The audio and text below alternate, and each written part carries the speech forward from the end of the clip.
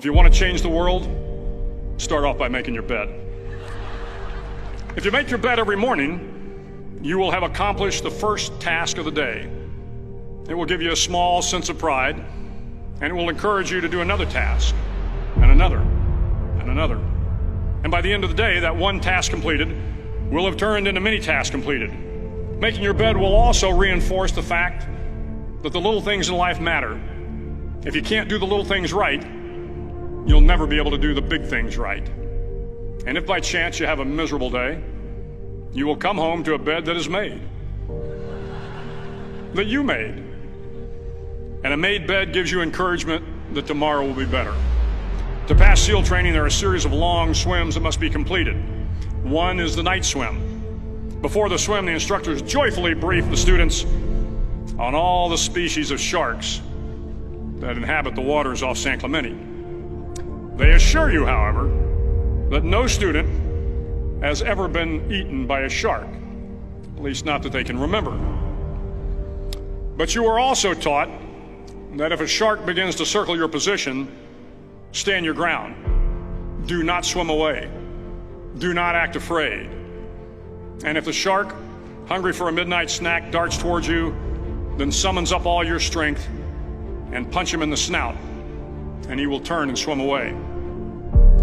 There are a lot of sharks in the world. If you hope to complete the swim, you will have to deal with them. So if you want to change the world, don't back down from the sharks. Over a few weeks of difficult training, my SEAL class, which started with 150 men, was down to just 42. There were now 6 boat crews of 7 men each. I was in the boat with the tall guys, but the best boat crew we had was made up of the little guys, the Munchkin crew, we called them. No one was over 5'5". The Munchkin boat crew had 1 American Indian, 1 African American, 1 Polish American, 1 Greek American, 1 Italian American, and 2 tough kids from the Midwest. They out-paddled, outran, and outswam all the other boat crews. The big men in the other boat crews would always make good-natured fun of the tiny little flippers the Munchkins put on their tiny little feet prior to every swim. But somehow these little guys from every corner of the nation and the world always had the last laugh, swimming faster than everyone and reaching the shore long before the rest of us. SEAL training was a great equalizer.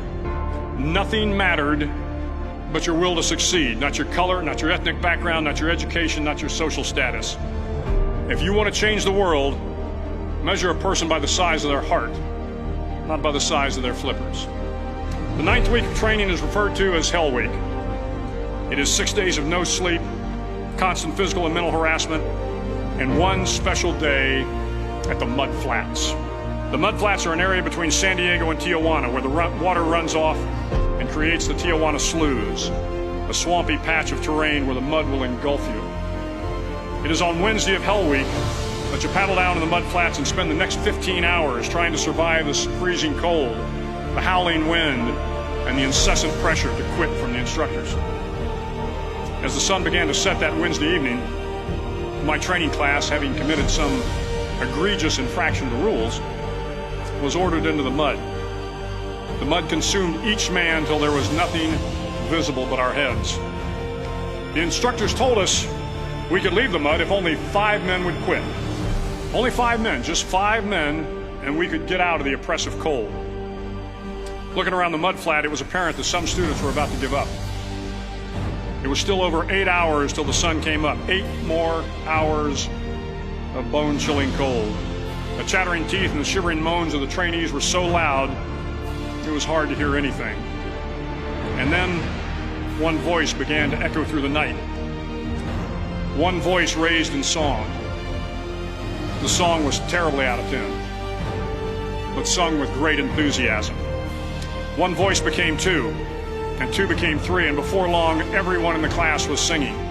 The instructors threatened us with more time in the mud if we kept up the singing, but the singing persisted, and somehow the mud seemed a little warmer, and the wind a little tamer, and the dawn not so far away. If I have learned anything in my time traveling the world, it is the power of hope.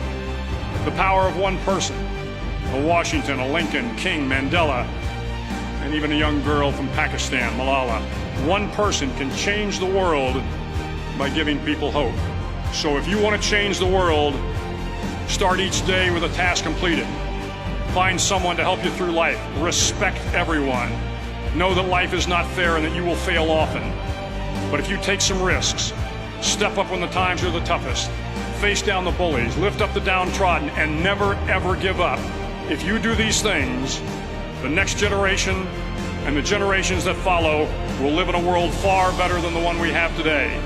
And what started here will indeed have changed the world for the better.